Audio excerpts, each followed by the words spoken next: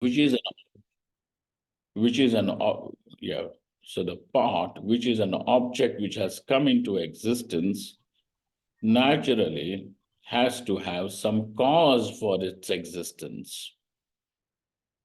Naturally has to have some cause for its existence. So you are now going to ask a question as what is the cause? What can be called as a cause is something which is pre-existent a moment before, without which the effect cannot come into existence. For example, the milk and the curd. You are saying the milk is the cause and the curd, yogurt, is the effect. Then how do you say that milk is the cause? Because a moment before the molecule of the curd comes into existence, the molecule of the milk has to be there. Another thing is, and it is purvakshana vartamanam. It should be in a moment before the effect comes into existence. Avyahata purvakshana. How should it be? A moment before, an uninterrupted moment before. Got it? Therefore, you cannot say the cow is the cause of the curd over here now. You can have some sort of paramparaya, it can be called as the cause. But immediate cause of the milk is of the curd is the milk. So it has to be there present before. And how is that before? A moment before, which is not interrupted, uninterrupted moment before. Avyahata purvakshana vartamanam. Another thing about the cause is that without which the effect cannot come into existence. Only then you can say something is the cause of something. X is the cause of Y. You simply cannot, lift a finger and say that this is the cause. In order to attribute the causality, you require these two conditions to be fulfilled. That it should be present,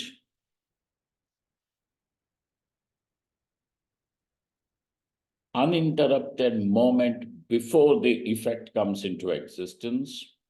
And second condition is that without which the effect cannot be there.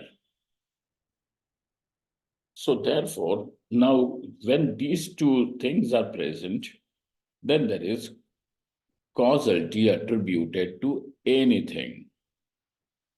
Now, though something can be a cause, yet it needs to be seen whether it is the material cause or the efficient cause.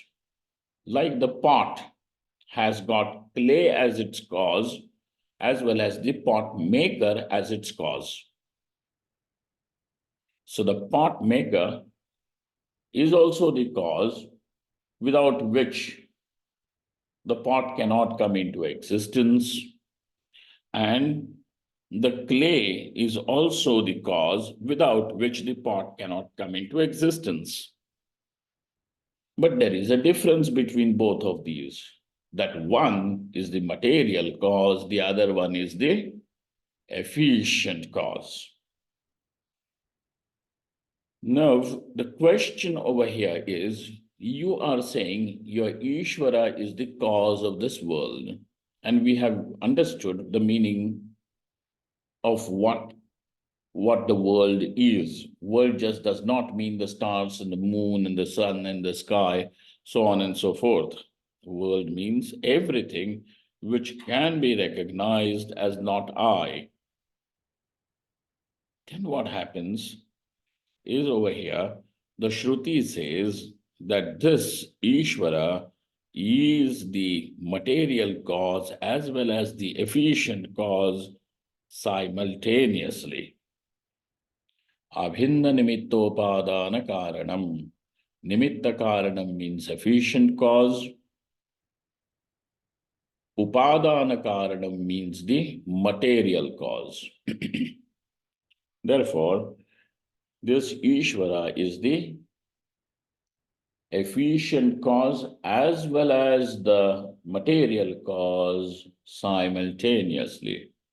How does that happen? We have seen. Now comes the question. As Ayam Ishvaraha kena prakarena jagat srishtavan iti ched uchyate. How is this Ishvara able to create this world or bring this world into existence? Ayam Ishvaraha kena prakarena jagat srishtavan iti. Because do not forget, this Ishvara is the material cause too, not simply the efficient cause, like most of the theologies are somehow leaving this question unanswered. And therefore, if this is questioned, if the theology is questioned on this ground, either those theologies lose their ground or they become dictatorial. But remember, another thing is that knowledge will always progress with question. Every question is a stepping stone for knowledge to blossom. And everything about a human being, the development of human being is simply not a physical development, because we have developed as human beings and we have whatever number of set of teeth that we have, the number of ribs and bones and things like that. One here and there is not going to make a difference. So what is the development? And that development over here of a human being is simply his scope of understanding.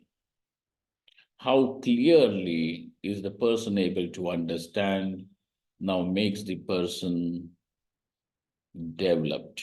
And this development is the development of knowledge. So therefore, Ayam Ishvaraha kena prakarena jagat srishtavaniti. So there is a question. Well, you seem to have fortified your definition of Ishvara as Mayopahita Chaitanyam or Maya Pratibimbita Chaitanyam. But sir, how does this Ishvara become or is able to create the world? Uchyate. Now he gives you an explanation. Purvokta avidya. Now we have already told you what ignorance is. And so ignorance, our experience of ignorance is that I don't know. All that one has about ignorance is this. But this ignorance has these three aspects: sattva, raja, and tamoguna. So it is constituted of these three gunas. Purvokta avidya. This ignorance, on one hand, when has the predominance of sattva guna, is called as maya. Sattva pradhana, it will be called as maya. And this very ignorance, when has got malina sattva, sattva guna, which is contaminated, influenced by the rajoguna and tamoguna, it is called as avidya. Okay, so purvokta avidya rajapradhana. How is it? Now the sattva guna has taken the back seat and there is predominance of rajoguna, which means now the sattva guna is clouded by rajoguna, is overpowered by rajoguna. So sattva guna in some way is subdued and is ruled over by the rajoguna. And this is the reason why avidya means malina sattva. Avidya means malina sattva. Malina means contaminated.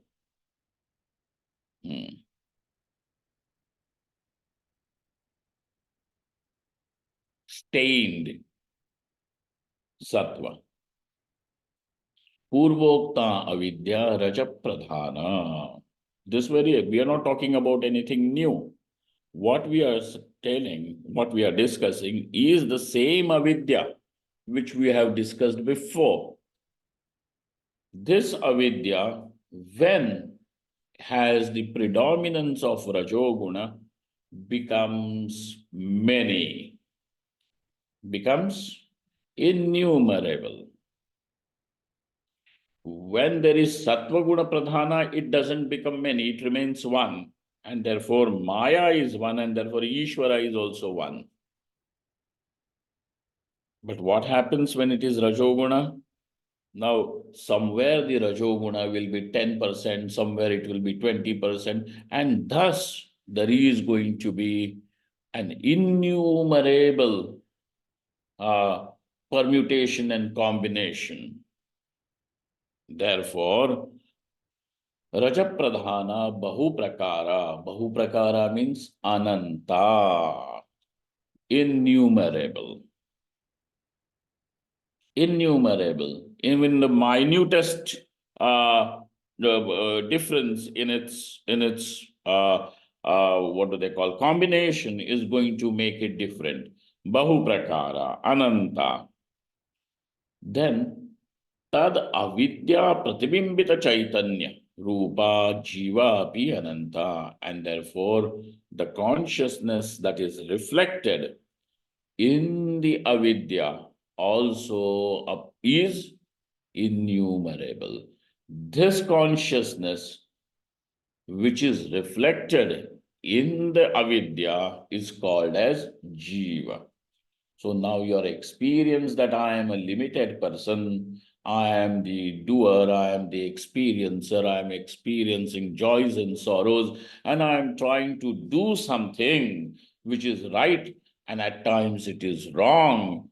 And therefore, as a result of my actions of right and wrong, I am experiencing joys and sorrows. You see? So now this is the story of Jiva. And from one body to another body, he goes on transmigrating in order to experience the various karma phalas. Okay? So who is he? He means sometimes this jiva will be in a female body, in a human body, but a male body, so on and so forth. Thus, what happens that avidya pratibimbita chaitanya rupa jiva api ananta. This is what is called as jiva. What is called as Ishvara? Maya pratibimbita chaitanyam is called as Ishvara. What is this? One second. Somebody has a question. Let me check.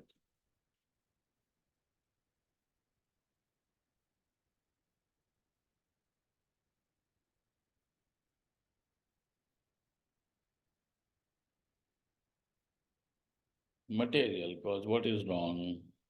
You only think about this. We have discussed it, that how does Ishvara become the material cause? With the predominance of the upadhi, of the conditioning, becomes the material cause. And with the predominance, principality of consciousness becomes the efficient cause. Right. Remember this. So Maya Pratibimbita Chaitanyam is called as Ishvara. Avidya Pratibimbita Chaitanyam is called as, Pratibimbitam means reflected. Pratibimbita Chaitanyam is called as Jiva. So also why are the Jivas many? Because this Avidya also can be many, and therefore it is many. Api Ananta. Anayoho Jiveshwarayoho Vyashtirupa Avidya Samashtirupa Mula Prakritischa Kramena Karana Sharire. Now we have to remember that this is a little tedious part of the thing, but it is very, very important, and hence the author also has arranged it as the very, very opening chapter. Though it is tedious, it is. And once when you go through the entire text, every missing link will be established. So we will try to understand it. And if there is something that is left a little ambiguous, it still will be answered later. So Jiveshwarayoho, Anayoho, of these two, which two are we discussing? Jiva and Ishvara. Jiva Ishvarayoho, Vyashtirupa Avidya, Samashtirupa Mula Prakritischa, Kramena Karana Sharire. The causal body of Jiva and the causal body of Ishvara is what is of Vyashti and Samashti. So Vyashti means the individual and Samashti means the collective, the totality. Like one tree is the individual unit, whereas the forest is the totality of all the trees. What do you call as a forest? The totality of all the trees. Every tree, in fact, is a part of the forest. So Vyashti, the individual, is not apart from the totality.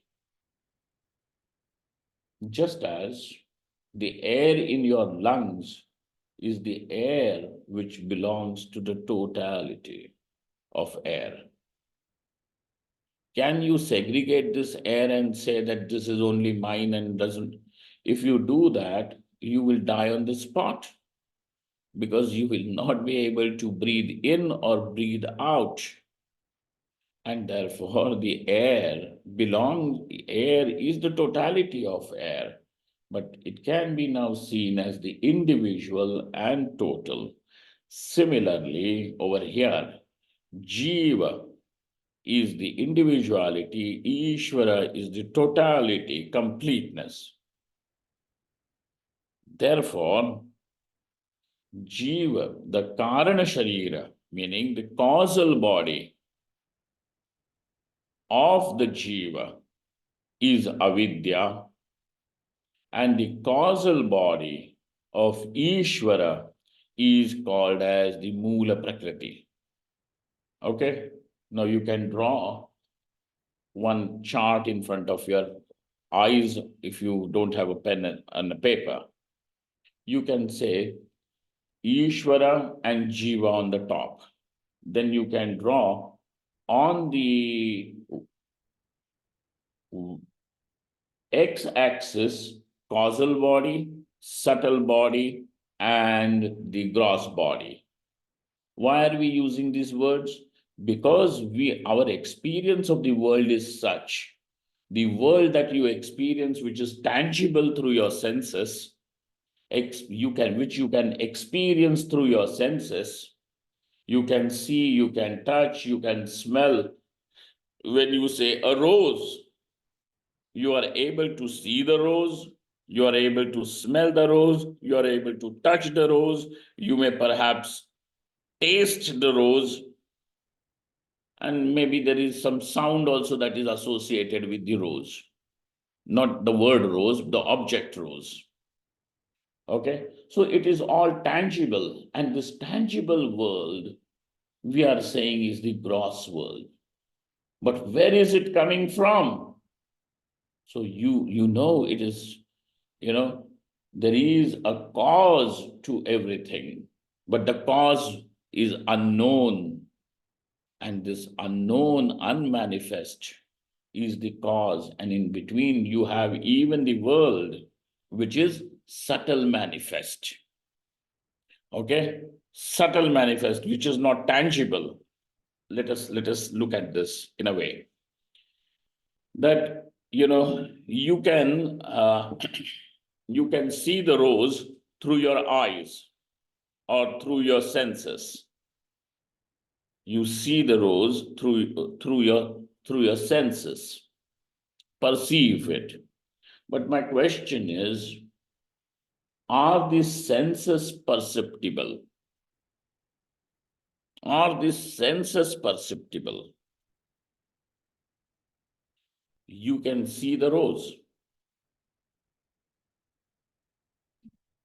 You can touch the rose. But is your sense of the faculty of seeing the colors and forms, is that something that you can touch, you can smell, you can taste? What can you attribute to this sense of the faculty of seeing, to this vision? Is it anywhere perceptible like this? And you say, no, sir, it is not perceptible. So now over here also you have something which is not tangible, yet you cannot deny the existence of that thing. You cannot deny the existence of that, like the senses, the mind, even your hunger. Now we are going to ask you, oh, I have hunger. Now my question to you is, you can say, I'm very hungry, I'm less hungry, I'm famished, so on and so forth. But the question is your hunger red or blue? Is your hunger loud or soft? What is it? How is your hunger? Rough or soft? You cannot define this hunger in terms of the senses. Therefore, hunger is something which is experienced but not tangible through senses. So you have a world which you are experiencing, which is subtle world. So now therefore we have the world as the gross world, the subtle world, and the causal world.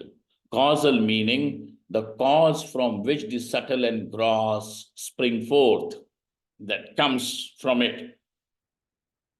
Another example that I can give to make you understand this point is, you have a seed, and seed is something which contains this humongous tree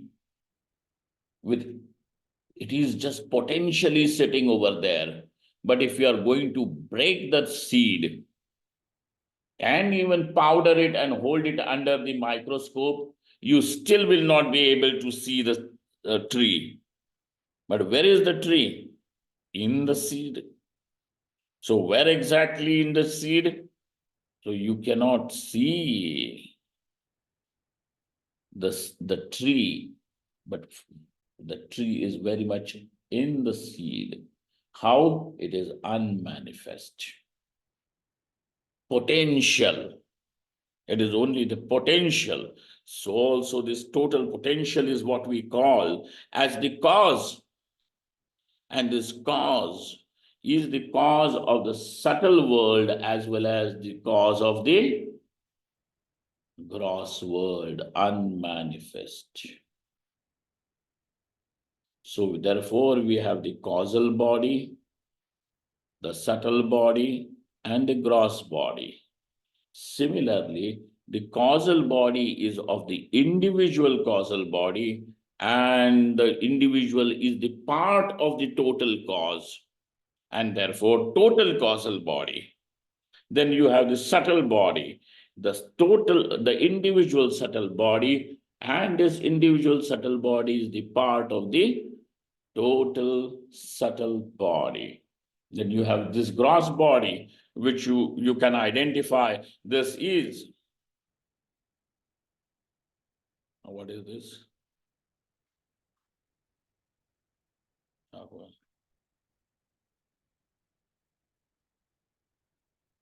Okay, thank you.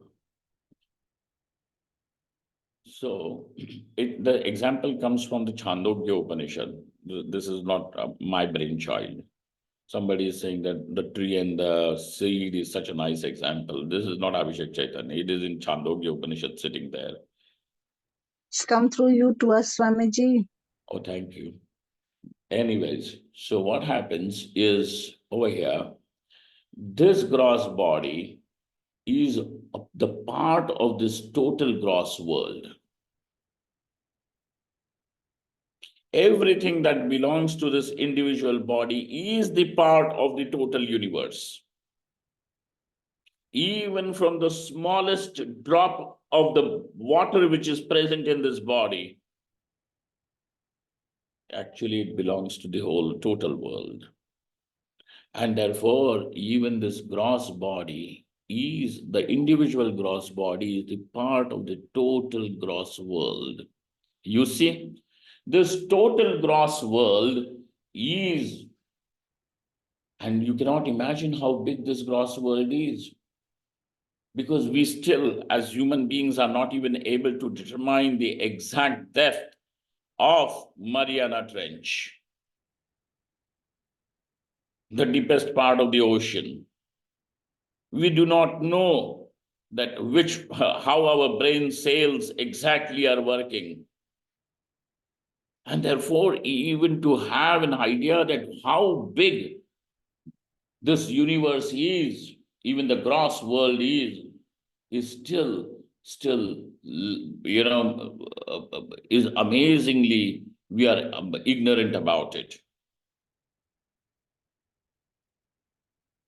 So this total gross world is the gross body of Ishvara.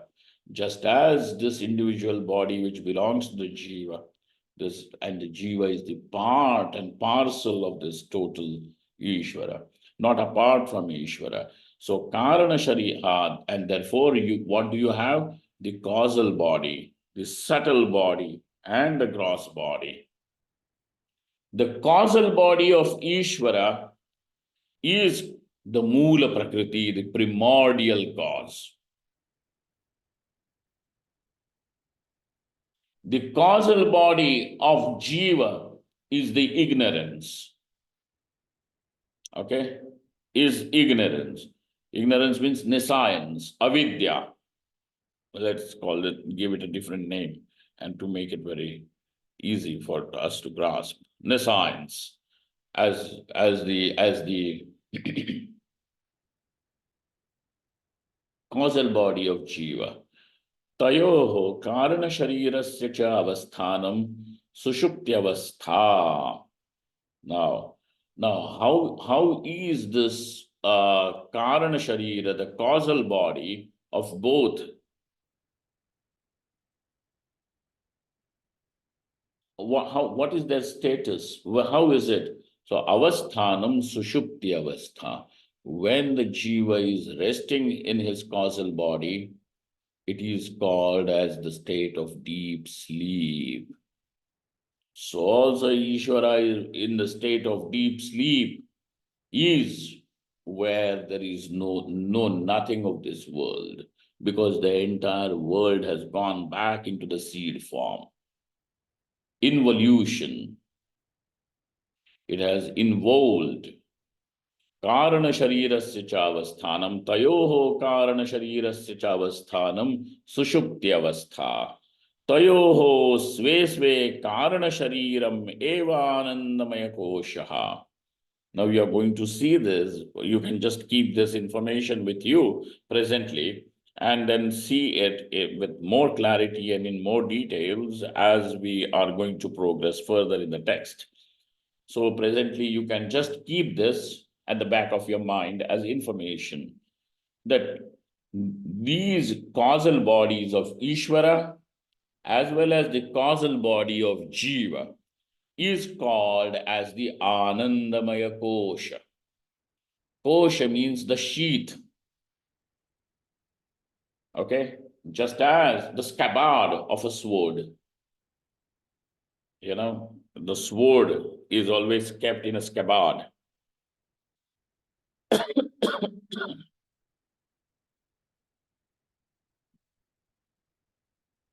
Or cocoon is also called as the kosha. The caterpillar starts weaving a cocoon around itself. And in this cocoon, the caterpillar goes into the state of change from being the insect, that creepy crawly thing, into a butterfly. Okay. So what happens is that is also called as cocoon. A scabbard is also called as kosh. So cocoon is called as a kosh. Scabbard is also called as a kosh. So we understand something about the kosh means it is a covering, a sheath in which something can stay. Okay. Gets covered, gets concealed. It is a form of concealment. Okay. So also this jiva, this I, the consciousness, remains concealed in one form of in some form of concealment, which is called as the concealment of, or the sheath of joy. Because what is your experience of deep sleep? The deep sleep leaves you with these two conclusions after you wake up, okay? In deep sleep, you don't draw conclusions. Deep sleep is only a state of experience about which you can draw conclusions when you have woken up. What is your experience of deep sleep? One experience is Sukham aham aswapsam. I slept joyfully. There was no anxiety. There was no worry. There was no botheration. No, nothing over there. Then, sir, what was it? So there was absolute, I slept peacefully. Right? One experience, one part of your experience. Other experience of the deep sleep is that, sir, I knew nothing. So what do you admit? That there is ignorance. Ignorance over there. I knew nothing. And therefore, this joy and ignorance over here are the marks of this Anandamaya Kosha, of the Sushupti Avastha. And therefore, it is Ananda, but it is also at the same time concealing your true nature. As if a sheath, as if something that covers. So you aren't even aware that I am there. So this I is definitely not the ego, because the ego is absent over there. But is this consciousness absent in the deep sleep? Because if the consciousness was to be absent in the deep sleep, what is it that illumines even the ignorance? Because you wake up with the experience that I was aware that there was ignorance. So the awareness, the consciousness is not lost, is but very much present. And so now, what do you understand? Tayoho karana sharirasya cha avasthanam sushuptyavastha.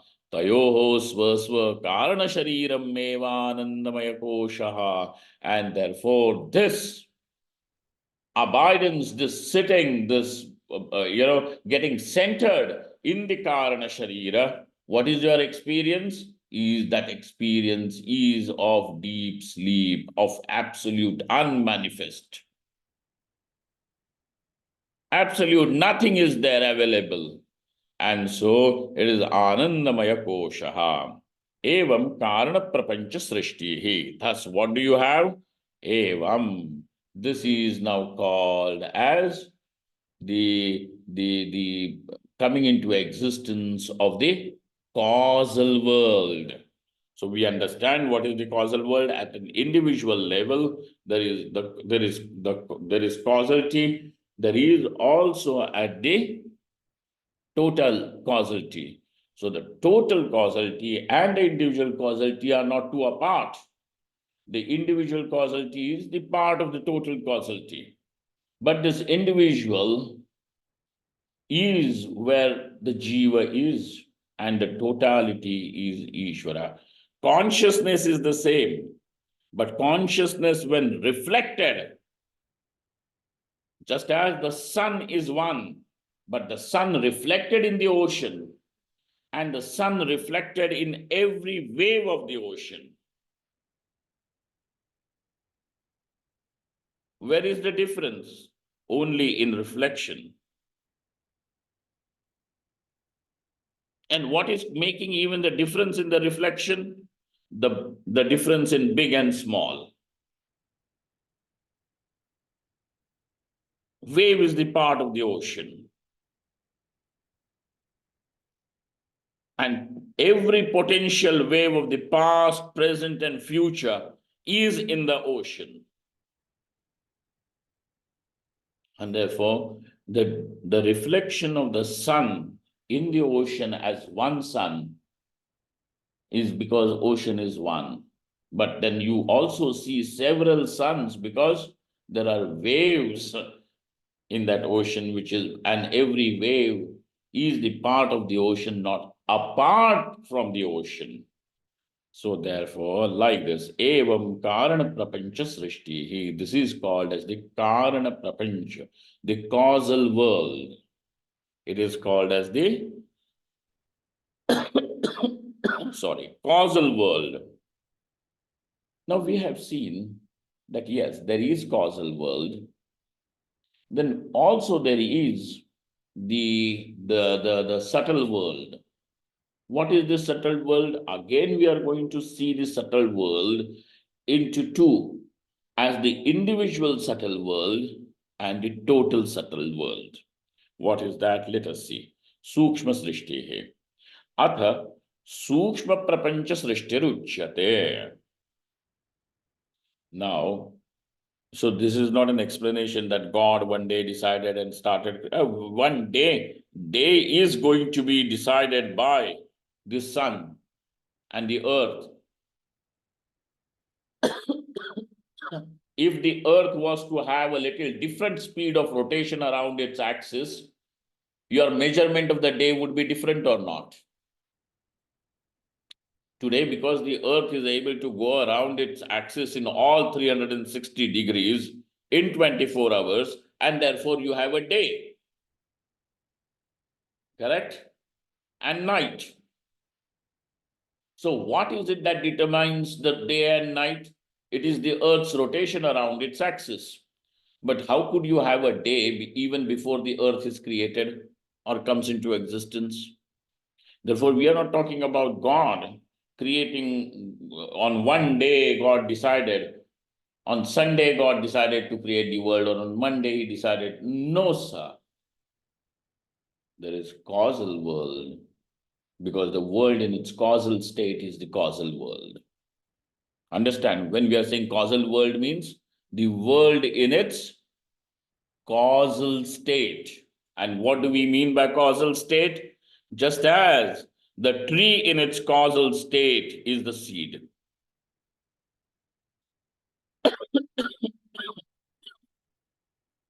The tree in its causal state is the seed. Exactly like that. Then you experience the world also as the subtle world. World which is not tangible through senses,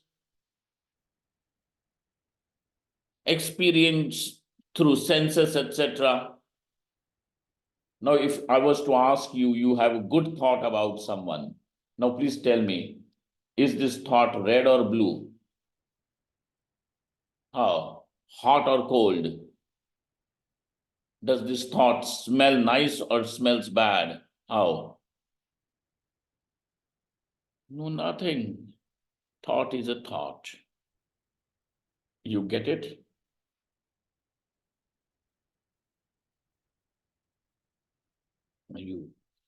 So now you have something which is the subtle world, meaning world in subtle form.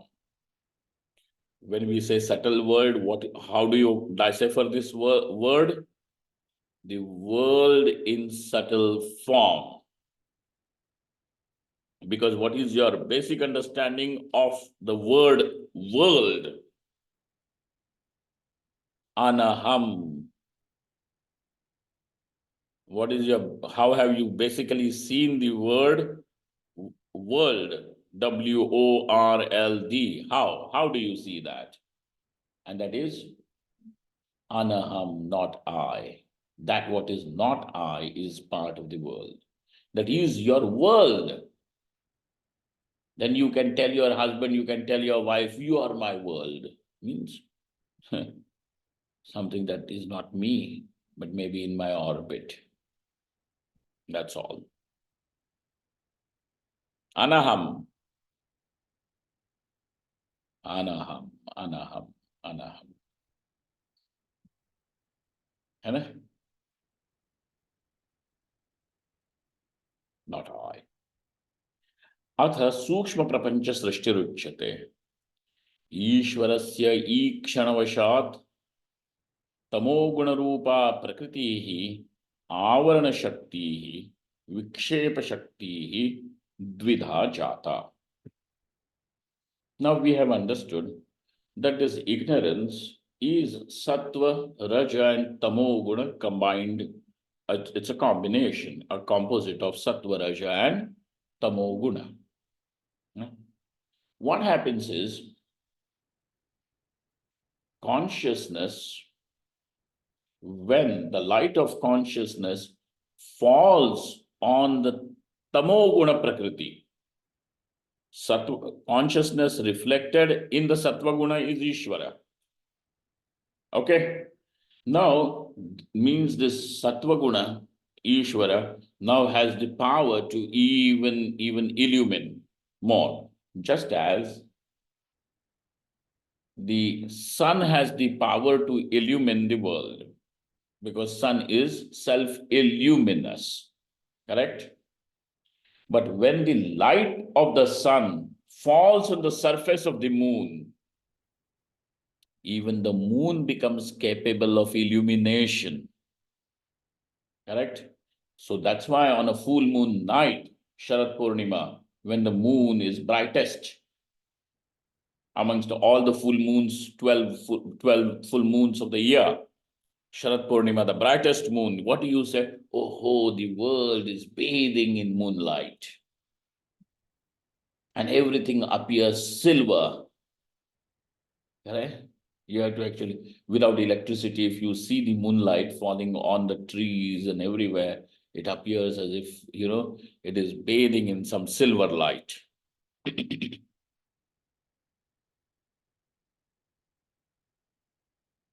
So also the consciousness, which is the self-illuminous, when is reflected in sattva guna, now even the reflected consciousness in the sattva guna also can illumine. So when the light from here of the consciousness in sattva guna falls on the tamasi prakriti. So how we have this prakriti getting divided into three: Maya, Avidya, and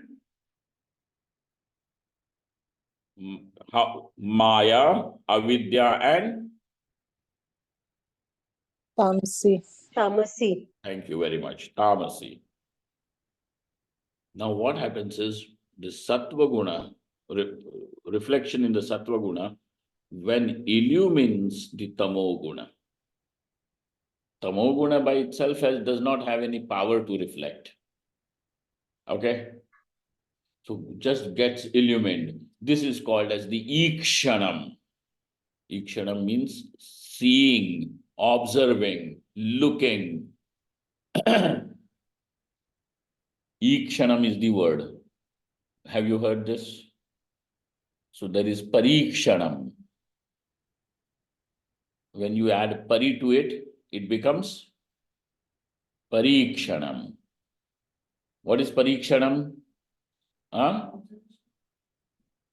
Pariksha means exam, but what do you mean by that exam? Observe. It means parikshana, paritaha. Aya paritaha, that you are seeing from all various angles. That's why examination in Indian languages is called as pariksha. So what is the teacher trying to see? That how well the child has understood the subject. Right? So when you give marks, like, 9 out of 10 and 6 out of 10 and 5 out of 10, it means that the child was able to comprehend about 9 points from the 10. The comprehension of the child is about 6 degrees out of the 10 degrees. Correct? So that is all what you mean by pariksha. It allows to see, to observe from various angles. It is not a judgment. It is not a judgment. It is the teacher's understanding about the child, how well he understands. Parikshanam. So, ikshanam means to see, and to see means to illumine. To see means to illumine. So, what happens is this Ishvara now, when looks at this tamasi prakriti, who is Ishvara? Sattva-guna pratibimbitam chaitanyam. When this Ishvara looks at the tamasi prakriti, this tamasi prakriti now starts changing. It transforms, and it transforms into these two potentials. It transforms into potential, Shakti, powers.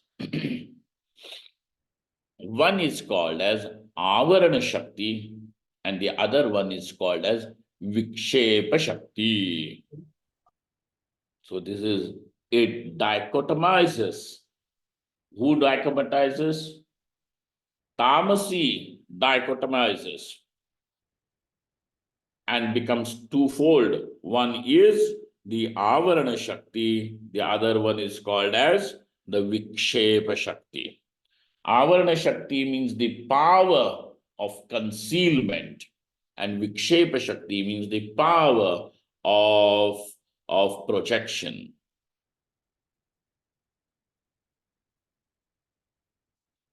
Now, before I close for the day, I will take you back. Where? To our classic example. Because if I don't speak about the snake and the rope, I won't get a peaceful sleep. So what happens is, because there is this tamasi Shakti, tamasi. Now the rope gets concealed. Ignorance has got these two powers, the power of concealment as well as the power of projection. The rope remains concealed and the snake is projected. So this tamasi, which is the tamoguna, has got this power to conceal, to hide, okay, to cover. And other one is to project. To project. The snake that you are experiencing was not created by another serpent. The mother serpent did not lay the eggs or create that one. From where has this snake come? From the forest, from the jungle? From where? Hey, it is that ignorance alone which has now brought this snake into existence. And is into existence because that is your experience, and you are going to say the snake is. By that is word, you are associating the snake with existence, and that's why you are giving it some form of existence.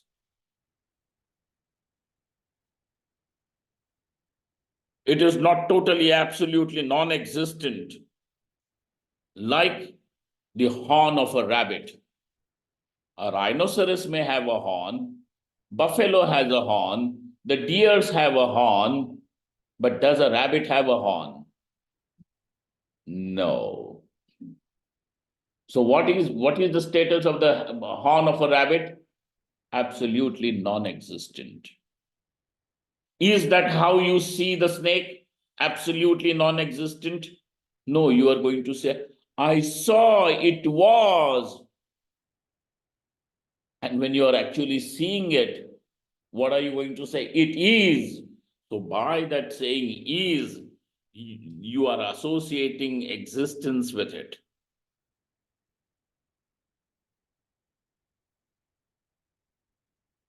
Huh?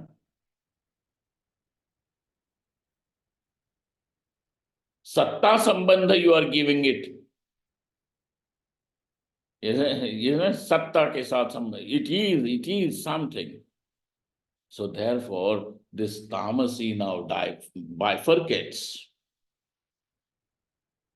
And on one hand becomes the power of concealment, and other hand becomes the power of projection. Dvidha jata. Now we are further going to see what happens, because this is the creation of gross world. Let us see this when we meet for our next session. Om Purnamadaha Purnamidam Purnat Purnamudachyate Purnasya Purnamadaya Purnamevavashishyate. Om Shanti Shanti Shanti. Shankaram Shankaracharyam Keshavam Badarayanam Sutra Bhashyakrito Vande Bhagavantau Punah Punah Ishvaro Gururatmeti Murti Veda Vibhagine Vyomavadvyaptadehaaya Dakshinamurtaye Namaha. Thank you all. Thank you very much.